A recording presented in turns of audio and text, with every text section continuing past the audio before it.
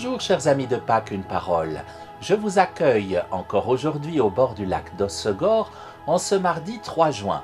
Et j'en profite puisque mon oncle vit là-bas, tout près de ce lac, et qu'aujourd'hui c'est son anniversaire. Alors mon cher Robert, bon anniversaire à toi. Je me réjouis de venir te retrouver cet été au bord de ce lac. Pour le moment, ce sont deux paroles que nous mettons en dialogue. La première est tirée de la Bible, du livre du Qoéleth, qu'on appelle aussi l'Ecclésiaste, suivant les Bibles, un livre de l'Ancien Testament, un livre de sagesse qui, au chapitre 8, verset 8, nous dit « Nul homme n'est maître de son souffle au point de retenir le souffle de sa vie. »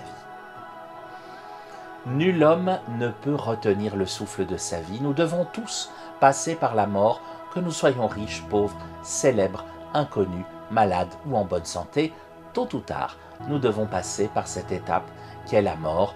Personne ne peut retenir le souffle de sa vie. Je mets cette parole en dialogue avec la parole que nous proposait notre pape François en ce 3 juin. Le Seigneur se rend présent dans nos vies en nous montrant tout son amour et nous encourage à le partager avec générosité. S'il y a une chose qu'on emporte avec soi dans la mort, je le crois, c'est l'amour qu'on a partagé dans notre vie. Parce que cet amour s'est répandu et donc il demeure après nous. Tandis que l'argent, la gloire, tout ça, on ne l'emporte pas dans la mort. Soyons donc attentifs à laisser plutôt l'amour que l'argent derrière nous, l'amour plutôt que la célébrité, l'amour plutôt que des possessions terrestres. C'est important.